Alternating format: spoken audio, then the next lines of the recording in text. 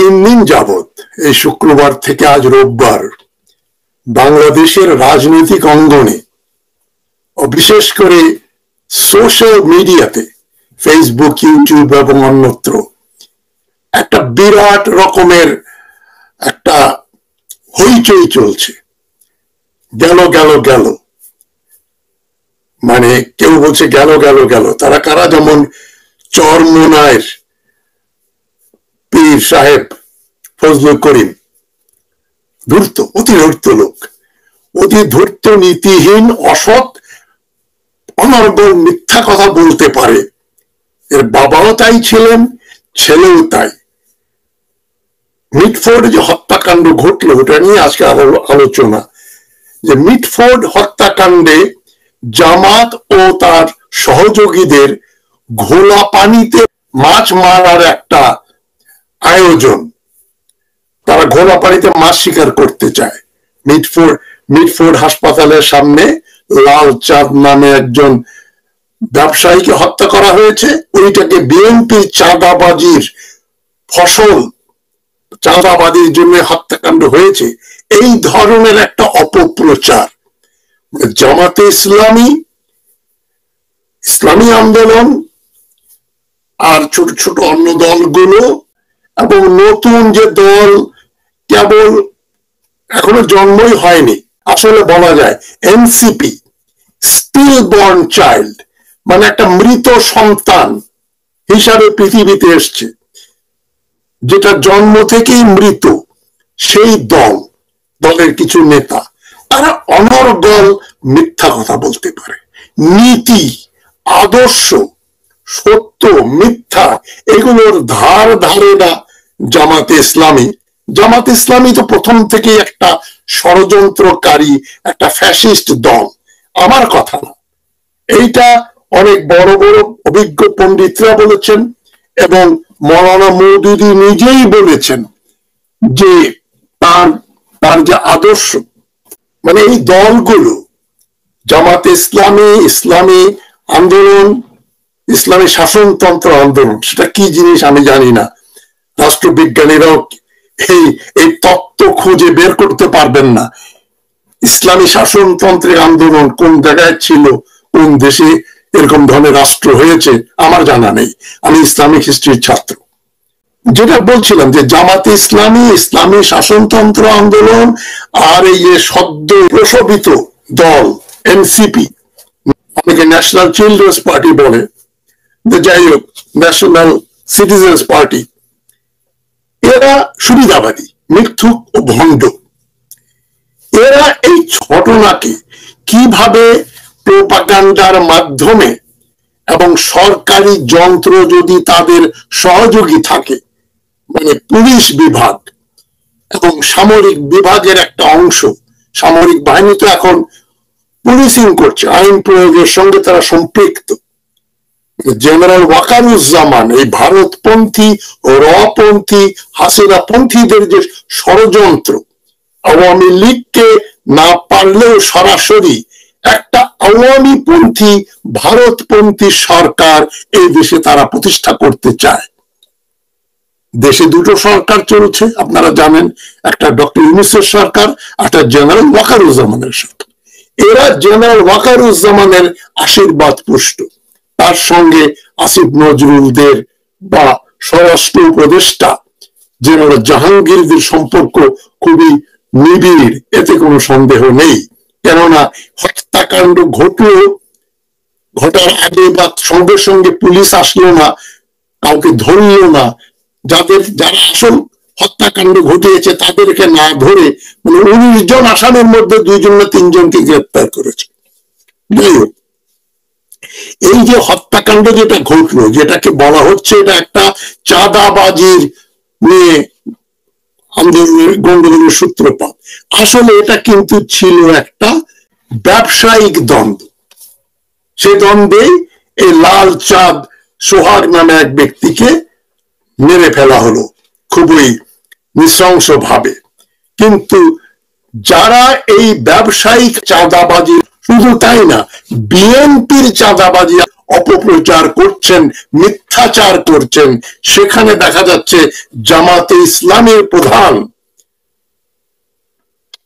Doctor Shafiqur Rahman প্রধান ভূমিকা পালন করছেন।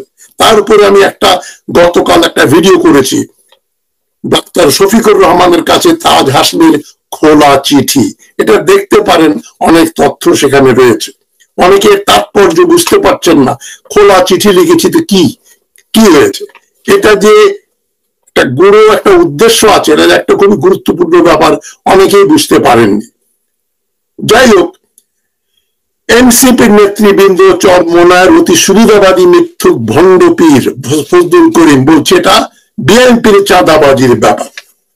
তবে 19 জন আসামি, তার মধ্যে 2 জনকে প্রথমে গ্রেপ্তার করা হলো, তাদের সঙ্গে বিএনপির তথাকথিত সম্পর্ক দেখানো হলো। মাহিন, রবিন প্রমুখের সাথে লাল চাঁদের ব্যবসায়িক দ্বন্দ্ব বেশ পুরানো, এর আগে তাদের ভিতরে মারামারি হয়েছে। লাল চাঁদ আগে আওয়ামী মাস্তান ও এমপি হাজী সেলিমের গুন্ডা ছিল, ইদানিং সে নিজেকে যুব দলের কর্মী হিসাবে এলাকায় পরিচয় দিচ্ছে। সে কতটা জেনুইনলি যুব দল আমরা জানি না, তার সম্পর্ক ছিল আওয়ামী লীগের সঙ্গে। এবং এই নৃশংস হত্যাকাণ্ডের ভিডিও ভাইরাল হয়, মানে কংক্রিটের স্ল্যাব তার মাথায় ফেলে তার মাথা থেতলে দেওয়া হয়, শরীর থেতলে দেওয়া হয়, এবং সে মারা যাওয়ার পরেও আওয়ামী স্টাইলে, আপনাদের মনে আছে 2006 সালের 28শে অক্টোবর ঢাকায় বিএনপি এবং জামাত তখন একসঙ্গে ছিল, তাদের উপরে ওই যে একটা হিন্দু ছেলে, কি নাম ছিল, কি দত্ত যেন, মৃতদেহের উপর নৃত্য করছিল, সেই রকম একটা ব্যাপার, বিভৎস ব্যাপার এখানেও দেখা গেল।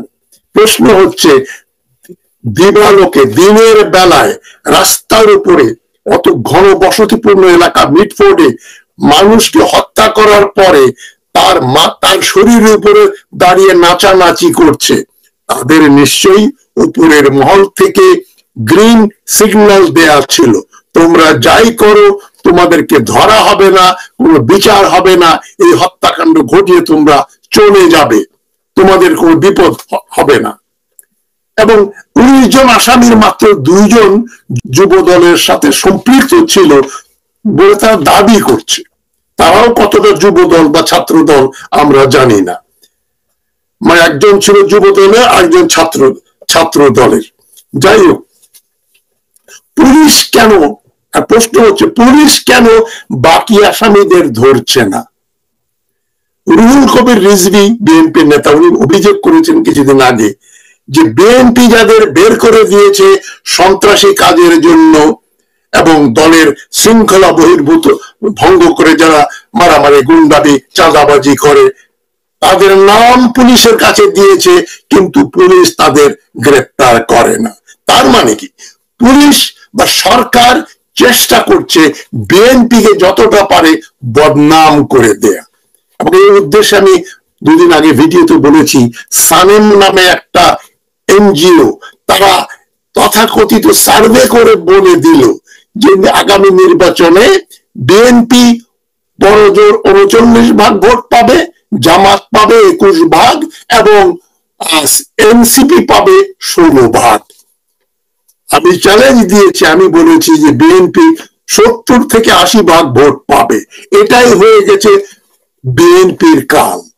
তার মানে আওয়ামী লীগ গেল, এখন বিএনপি ক্ষমতায় আসবে, তাহলে ছোট ছোট দলদের কি হবে? এরা কিছুদিন ধরে চেষ্টা করলো, তারা প্রপোর্শনাল রিপ্রেজেন্টেশন বানানো করতে পারবে না অনেকেই, সেই সিস্টেমে নির্বাচন করবে। ক্যান্ডিডেটকে, ভোটারকে কেউ দেখবে না, 2% 3% ভোট পেলেই কয়েকজন এমপি পাওয়া যাবে।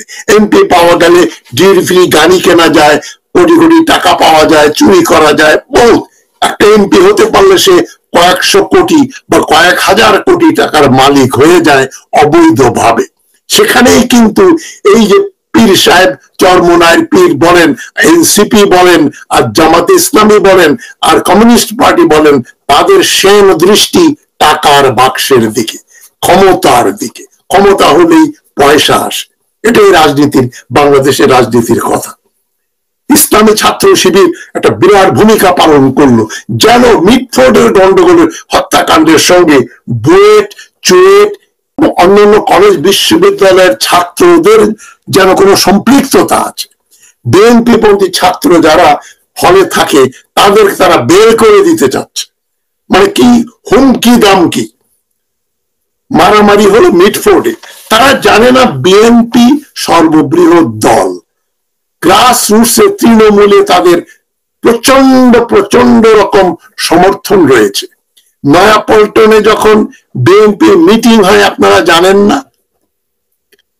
বহু লক্ষ লোক সেখানে যায়, স্থান সংকুলন করা হয় না। খালেদা জিয়া যেদিন চিকিৎসার জন্য লন্ডনে যাবেন আপনাদের মনে নেই, সেই এয়ারপোর্ট থেকে মানে শেরে বাংলা নগর পর্যন্ত রাস্তায় লক্ষ লক্ষ লোক খালেদা জিয়াকে বিদায় জানাচ্ছে, উনি যাচ্ছেন চিকিৎসার জন্য।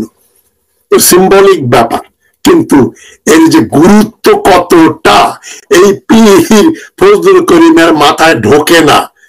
ফজলুল করিম তো কিছুদিন আগেও আওয়ামী লীগের এবং শেখ মুজিবুর রহমানের, হাসিনা, রেহানা এদের যে কি প্রশংসা করলো, এর নির্লজ্জ ফজলুল করিম বললো এদের বাবা দাদা বাপ দাদা সব ইরাক থেকে এসেছিলেন এবং অনর্গল 10-12টা নাম বলল। তাকে যদি আবার ঘাড় ধরে জিজ্ঞেস করা যায়, ওই যে তুমি যে নামগুলো বলেছো এই নামগুলো আবার বলো দেখি, ওই টেটের সঙ্গে মিলিয়ে দেখবেন ওই নামের সঙ্গে এই নাম মেলে না। আন্দাজের উপরে বলে গেল ইরাকের এই শেখ মুজিবুর রহমান, তার বাবা শেখ লুৎফুর রহমান, তারপরে আরো 8-10টা নাম বললো। কারা কারা সেই 600-700 বছর আগে বাগদাদ থেকে বাংলাদেশে এসেছিল, এই তথ্য তথাকথিত পীর ফজলুল করিমের কাছে আছে। সে পিড়ি মুড়ি করে বা রাজনীতিও করতে চায়, গাছেরটাও খাবে নিচেরটাও কুড়াবে। এই পীর খুবই ওদের সবগুলো মুখ খুব অশ্লীল, মানুষকে কি করে শ্রদ্ধা করতে হয়, ভদ্রভাবে কথা বলতে হয়, এদের তো সেই শিক্ষা নাই। এরা কোথায় পড়াশোনা করেছে আমি জানি না। ওই পীর একটা স্লোগান ছিল যে চাঁদা ওঠে পল্টনে চলে যায় লন্ডনে। লন্ডনে শেখ রহমান আছেন, তারেক রহমানের কাছ থেকে নাকি নাকি পল্টন ময়দান থেকে চাঁদা ওঠে, সেই টাকা নাকি লন্ডনে যায়। এই ধরনের কুশ্রী বিশ্রী কথা বলার ওস্তাদ হচ্ছে পীর ফজলুল করিম। আওয়ামী লীগের খুব দালালি করতো, তারপর আওয়ামী লীগেরা ধরে তাকে দেয় মার দেওয়ার পরে তার একটু বোধোদয় হয় যে আমি যতই দালালি করি আওয়ামী লীগ আমাকে ভালোবাসবে না। কিন্তু এখন আবার আওয়ামী প্রীতি দেখাচ্ছে ওয়াকারুজ্জামানের জন্য। জামাত, এনসিপি, ইসলামী আন্দোলন, সিপিবি ক্ষমতায় যাওয়ার জন্য তারা মরিয়া, যেভাবে হোক ঘোলা পানিকে আরো ঘোলা করে তারা ক্ষমতায় যাবে, নির্বাচনের দরকার নাই। এরা কিন্তু সরকারের বিরুদ্ধে কোনো অভিযোগ করছে না। এই যে লাল চাঁদকে যে পিটিয়ে মারা হলো, এটা তো একটা ফৌজদারি অপরাধ। সেই অপরাধের জন্য দুই পার্টি মারামারি করেছে, কিন্তু এই অপরাধীকে ধরার দায়িত্ব পুলিশের এবং আদালত তাদেরকে বিচার করবে। সেখানে কোনো এই ব্যাপারে তারা কোনো অভিযোগ করছে না। তারা খালি বলছে বিএনপি চাঁদাবাজি করছে, বিএনপি কে রুখতে হবে, বিএনপি এই কাজ করেছে, বিএনপি কে আর রাজনীতি করতে দেয়া যাবে না। ফজলুল করিম বলল, এই ফজলুল করিম যে এই মিটফোর্ডের ঘটনাই কিন্তু বিএনপির কবর রচিত হয়ে গেল। ফজলুল করিম, তোমার বুদ্ধি শুদ্ধি কম, লেখাপড়াও জানো না, বুঝতে পারছো না। দেশের 20 ভাগ লোকও এই ইউটিউব ফেসবুক নিয়ে নাড়াচাড়া করে না। এর বাইরে 80 ভাগের উপরে যে লোক সংখ্যা আছে গ্রামে গঞ্জে সর্বত্র, তার 80-90 ভাগ কিন্তু বিএনপি কে ভোট দেবে। ফজলুল করিম, বুঝতে পারছো না? জনতা এবার খেপলে কিন্তু তোমার কি অবস্থা হয় সেটা চাই না, তবে তোমার একটু সাবধানে কথাবার্তা বলা উচিত। তুমি অতিরিক্ত বেড়ে গেছো। যখন পুলিশ ও আর্মি যৌথভাবে পুলিশিং করছে, আইন শৃঙ্খলা রক্ষা করার দায়িত্ব সরকারের, এবং রাজনৈতিক দলীয় বা চাঁদাবাজি দিয়ে হত্যাকাণ্ড যাই ঘটুক না কেন, তাতে সরকারের কি, সরকার তো বিচার করবে। এই ব্যাপারে অনেকেই বক্তব্য দিয়েছেন। তারেক রহমান সাহেব একটা বলিষ্ঠ বক্তব্য দিয়েছেন যে অন্যায় করলে বিএনপি তাদের বের করে দেয়, সরকার কেন ব্যবস্থা গ্রহণ করে না, তারেক রহমান জানতে চাইলেন। বিএনপি তো ক্ষমতায় নেই।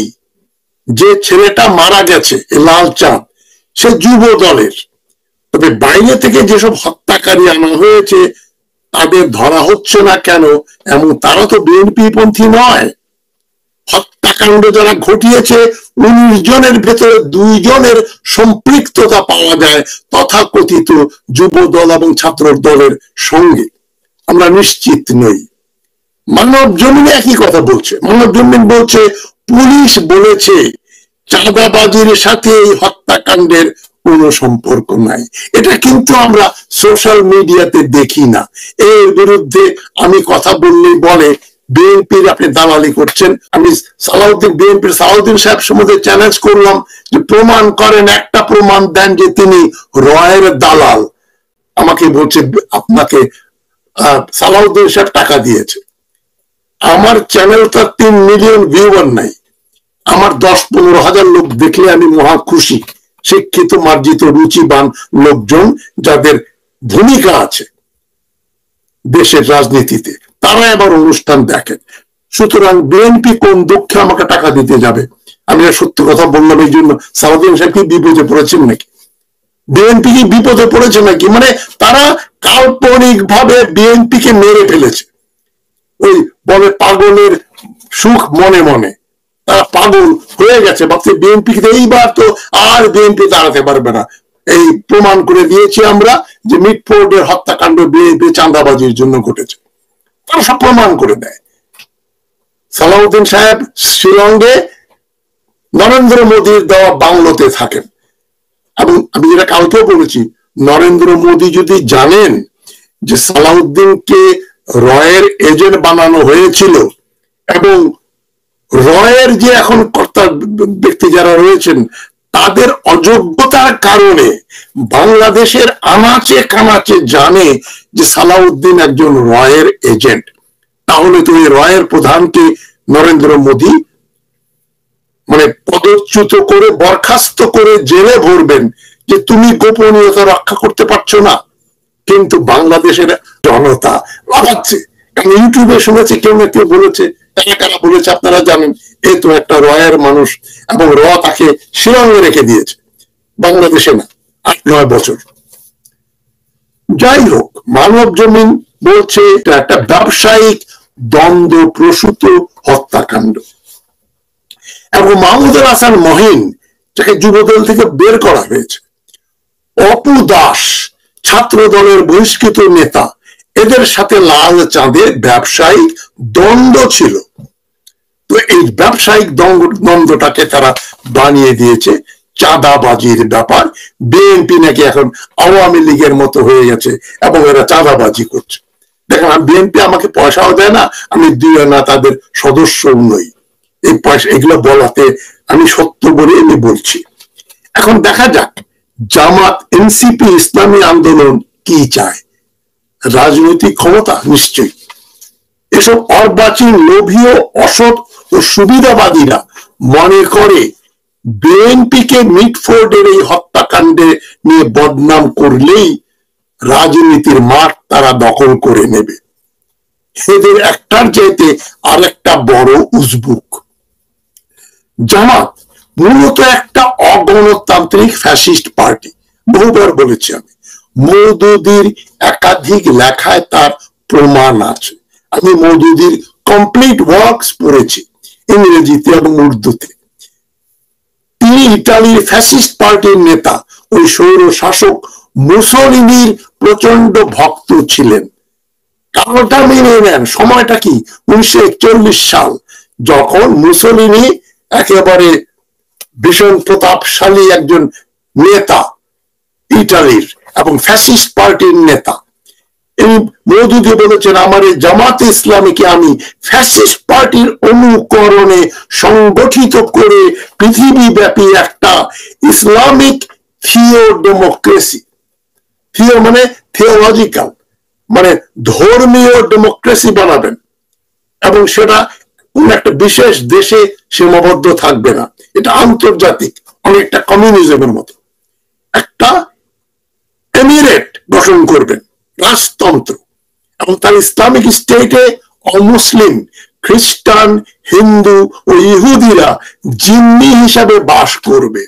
যারা বাংলাদেশের যারা মাইনরিটি আছেন, হিন্দু, বৌদ্ধ, খ্রিস্টান, তাদের কিন্তু জামাত ইসলামী সম্পর্কে খুবই উদ্বিগ্ন হওয়া উচিত, যে জামাত যদি কোনোদিন ক্ষমতায় যায়, হিন্দু, বৌদ্ধ, খ্রিস্টান ও অন্যান্যদের তারা জিম্মি বানিয়ে রাখবে, তাদেরকে জিজিয়া কর দিতে হবে, তারা সরকারি চাকরি করতে পারবে না, সেনাবাহিনীতে চাকরি করতে পারবে না, এবং তারা 2 নম্বরের সিটিজেন হিসেবে থাকবে, তারা সমান অধিকার পাবে না।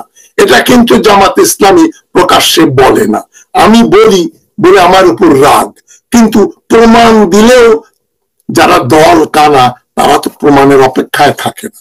আমি যে বললাম জামাত 1986 সালে এরশাদের অবৈধ সরকারকে বৈধ বানানোর জন্য এরশাদের পাতানো নির্বাচনে গেল হাসিনার হাত ধরে, তখন তারা চুপচাপ থাকে, কিন্তু তারা বলে না যে হ্যাঁ এটা তো ভুল হয়েছে, এটা বলার সৎসাহস নাই। মূল কথা, এখন জামাত গণতন্ত্রের কথা বললেও জামাত মূলত এটা একটা মানে উপর দিয়ে যা দেখেন ভেতরে কিন্তু তা না, এরা ইসলামের নামে একটা একনায়কতন্ত্র স্থাপন করায় বিশ্বাস করে। মৌলানা আবুল কালাম আজাদ, যিনি কংগ্রেসের নেতা ছিলেন, ভারতের প্রথম শিক্ষামন্ত্রী, মৌলানা মওদুদি তার জামাত ইসলামের ম্যানিফেস্টো বানিয়ে মৌলানা আবুল কালাম আজাদের সঙ্গে দেখা করেন। আবুল কালাম আজাদ, মৌলানা আজাদ ওই মওদুদির ওই দলের গঠনতন্ত্র দেখে মন্তব্য করেছিলেন, मौलाना आप तो एक फैसिस्ट पार्टी बनाना चाहते हैं। मौलाना मौदूदी, मौलाना আপনি তো একটা ফ্যাসিস্ট পার্টি গঠন করতে যাচ্ছেন ইসলামের নামে। এগুলো বিভিন্ন জায়গায় এই সূত্রগুলো রয়েছে। আর এনসিপি নিয়ে কি বলব, এনসিপি তো জন্মের আগেই শেষ হয়ে গেছে। তবে জামাত ইসলামের উপর যখন কথা উঠলো, আমি একটা বইয়ের রেফারেন্স দিচ্ছি আপনাদের, ইরানিয়ান স্কলার সৈয়দ ওয়ালি রেজা নাসার, সৈয়দ ওয়ালি রেজা নাসার একটা বই আছে, the vanguard of Islamic revolution, মানে ইসলামিক আন্দোলনের যে ভ্যানগার্ড পার্টি, যে পতাকাবাহী পার্টি জামাতে ইসলামী ও পাকিস্তান, সৈয়দ ওয়ালি রেজা নাসারের এই বিখ্যাত বই university of California press publish করেছে 2006 সালে। বইটাকে আমি একেবারে যাকে বলে ক্ষত বিক্ষত করে পড়েছি, প্রত্যেকটা পৃষ্ঠায় আমার দাগ দেখবেন বিভিন্ন ভাবে, মানে প্রায় মুখস্থ করার মতো পড়েছি। এই বইয়ে যে তথ্যগুলো আছে, এবং আমার global jihad in America page number 174 থেকে 178, যেখানে আমি আলোচনা করেছি জামাত ইসলামী সম্পর্কে, global jihad in America, the 100-year war beyond Iraq and Afghanistan, সেই যে বের করেছিল 2014 সালে। এখানেও এই ব্যাপারে আমি আলোচনা করেছি, মওদুদির ব্যাপারে, এবং মওদুদির কমপ্লিট ওয়ার্কস কিনতে পাওয়া যায়, ইসলামিক ফাউন্ডেশনে পাবেন, ঢাকাতে পাওয়া যায়। আপনারা পুঙ্খানুপুঙ্খ বাংলা অনুদিত হয়েছে, পড়ে দেখবেন মওদুদি কি চায়, কি চিজ।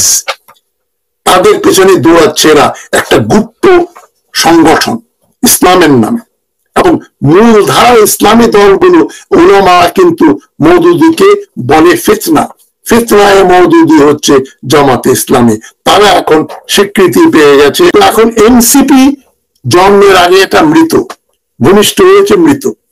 এরা 3টা সিট পেলে আমি খুব অবাক হয়ে যাব, 3টা পেয়েছে। এদের সব জামানত বাতিল হবে। এই যে ইসলামী আন্দোলন, এদেরও জামানত বাতিল হবে, বড় জোর একটা সিট পেতে পারে, আর জামাত বড় জোর 10-15টা। এই নিয়েই এত আস্ফালন, তারা বিএনপিকে উপকাত করে ফেলবে। এবং সোশ্যাল মিডিয়াতে, ইউটিউব, ফেসবুক ও সোশ্যাল মিডিয়াতে তারা এখন মোটামুটি একটা হইচই করে একটা গন্ডগোল বাঁধিয়ে দিয়েছে। অনেকেই মনে করেন আরে আরে তাই তো বিএনপি চাঁদাবাজ, কিন্তু বিএনপি তো সোশ্যাল মিডিয়ার ভিতরে কনফাইন না। বিএনপি দেশের সর্ববৃহৎ দল, যেটা আগেই বললাম, পল্টনে যখন মিটিং হয় বিএনপির, ওখানে যেয়ে দেখবেন কত লক্ষ লোক ওখানে হাজির হয়, আর কত লক্ষ লোক ওই মিটিং অ্যাটেন্ড করতে পারে না। তারা সেই ফকিরাপুল থেকে শুরু করে সর্বত্র ওই কয়েক মাইল এরিয়া ব্যাপী তারা ওই কাকরাইল থেকে শুরু করে ফকিরাপুল এবং নয়া পল্টন, পুরানা পল্টন সব ভরে যায় বিএনপির একটা সভা করলে। খালেদা জি বা তারেক রহমান যদি সভা করেন, তো ঢাকার অর্ধেক লোক চলে যাবে তাদের বক্তৃতা শোনার জন্য।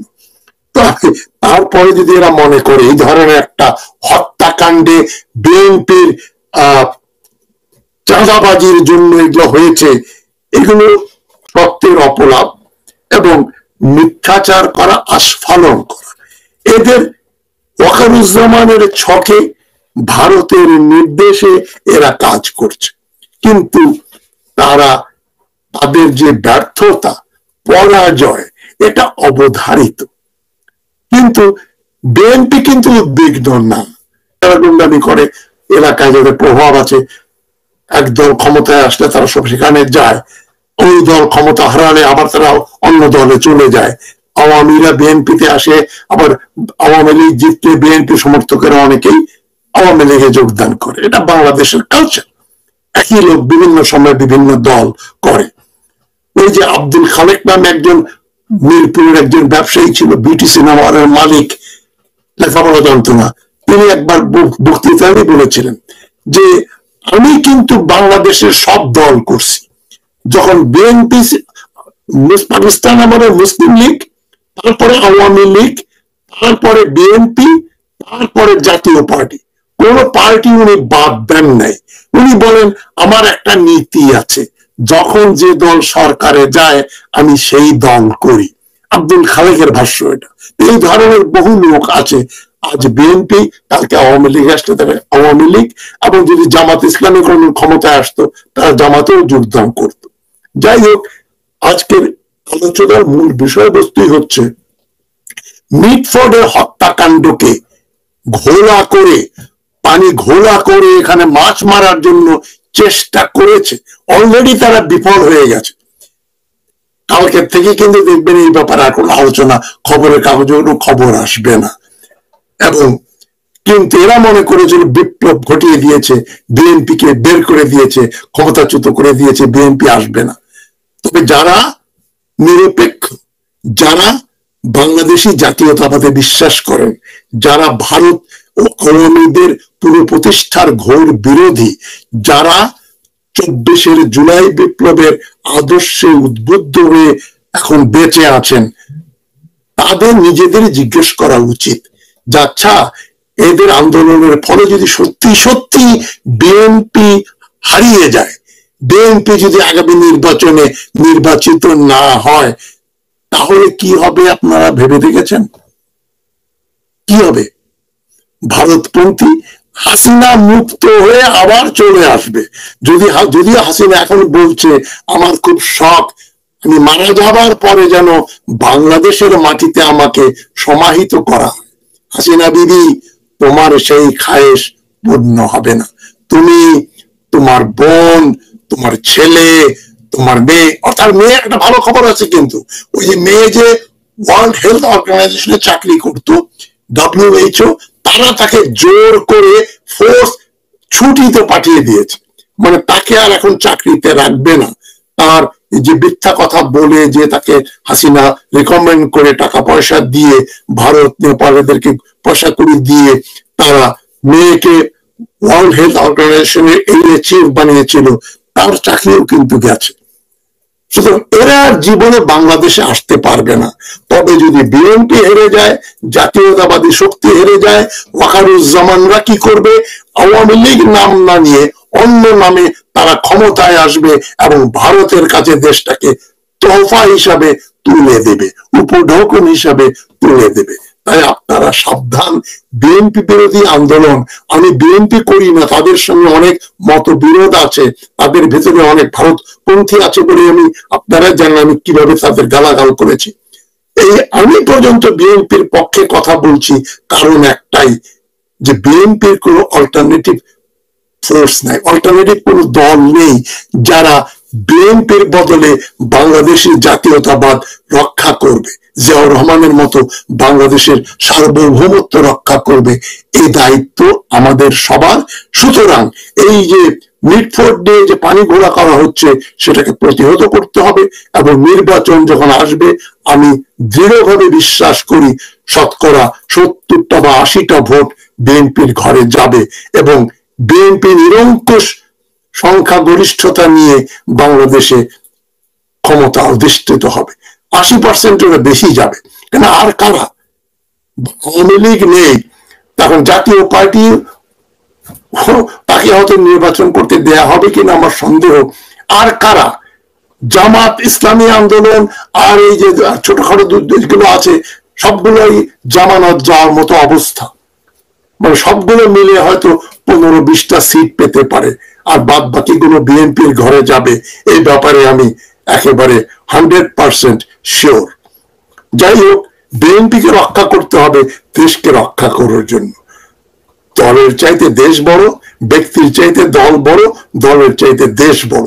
আপনারা কাণ্ডজ্ঞান হারাবেন না এবং এই সমস্ত উস্কানিমূলক কথাবার্তা কান দেবেন না। ভালো থাকবেন সবাই। সবাইকে সংগ্রামী অভিনন্দন জানাচ্ছি। আমাদের বিপ্লবকে বৃথা হতে দেয়া যাবে না। ইনকিলাব জিন্দাবাদ। ভালো থাকবেন সবাই। আসসালামু আলাইকুম।